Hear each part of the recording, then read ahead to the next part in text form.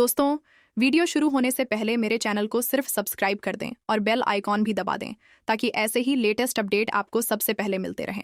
आज के एपिसोड में आप लोग देखने वाले हैं बहुत बड़ा ट्विस्ट, क्योंकि राध्या और प्रार्थन दोनों अब एक दूसरे के साथ हैप्पी रहने लगते हैं।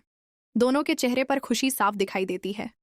राध्या बहुत अच्छे से तैयार हुई होती है और प्रार्थना भी उसे देखकर बेहद खुश हो जाता है।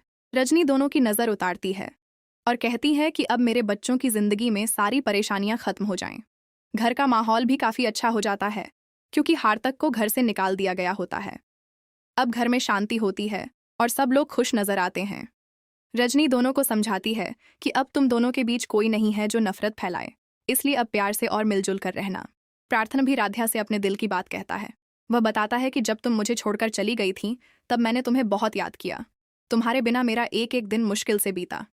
ये सुनकर राध्या भी भावुक हो जाती है और कहती है कि मैं अपनी मजबूरी की वजह से गई थी। मेरा इरादा कभी तुम्हें छोड़ने का नहीं था। दोनों एक दूसरे से अपने दिल की बातें करते हैं और फिर से करीब आने लगते हैं। लेकिन दोस्तों, ये खुशी दादी से बिल्कुल भी बर्दाश्त नहीं होती। जब दादी दोनों को हंसते मुस्कुराते देखती है तो अंदर ही अंदर जलने लगती है। दादी कहती है कि मैं ऐसा कभी नहीं होने दूंगी कि राध्या इस घर की बहू बनकर राज करे। मुझे कुछ ना कुछ करके इसे इस घर से बाहर निकालना ही होगा। इसके बाद दादी फिर से अपनी नई साजिशें शुरू कर देती हैं, क्योंकि दादी को घर से नहीं निकाला गया था।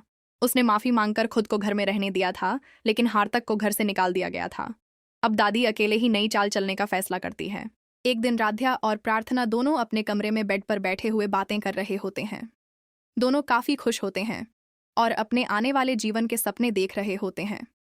तभी दादी बाहर खड़ी होकर सब देखती है और गुस्से से भर जाती है। वह सोचती है कि अगर अभी कुछ नहीं किया तो ये दोनों हमेशा के लिए एक हो जाएंगे। दादी तुरंत किचन में जाती है और दूध में जहर मिला देती है। फिर बहुत प्यार दिखाने का नाटक करते हुए राध्या के लिए वही जहर वाला दूध लेकर कमरे में पहुंचती है। दादी कहती है कि बहू, ये दूध पी लो, तुम्हारी सेहत के लिए अच्छा है। लेकिन दोस्तों, यहाँ आता है सबसे बड़ा ट्विस्ट। प्रार्थना ने दादी को दूध में जहर मिलाते हुए देख लिया होता है। जैसे ही दादी राध्या को दूध देने लगती है, प्रार्थना गुस्से में आ जाता है और दादी का हाथ पकड़ लेता है। वह जोर से चिल्लाकर कहता है कि तुम अब भी अपनी हरकतों से बाज नहीं आई। तुम इतनी गिर सकती हो, मैंने कभी सोचा भी नहीं था। पूरा परिवार भी वहां इकट्ठा हो जाता है और दादी की सच्चाई सबके सामने आने लगती है। अब सब लोग दादी से सवाल पूछते हैं कि आखिर वह राध्या से इतनी नफरत क्यों करती है। दादी के पास कोई जवाब नहीं होता। दोस्तों, अब नेक्स्ट एपिसोड में देखना बहुत मजेदार होगा कि क्या प्रार्थना अब दादी को भी घर से बाहर निकाल देगा। क्या राध्या और प्रार्थना की जिंदगी में अब हमेशा खुशियां आ जाएंगी, या दादी फिर से कोई नई चाल चलेगी। जानने के लिए नेक्स्ट एपिसोड जरूर देखना और मेरे चैनल को सब्सक्राइब कर लेना।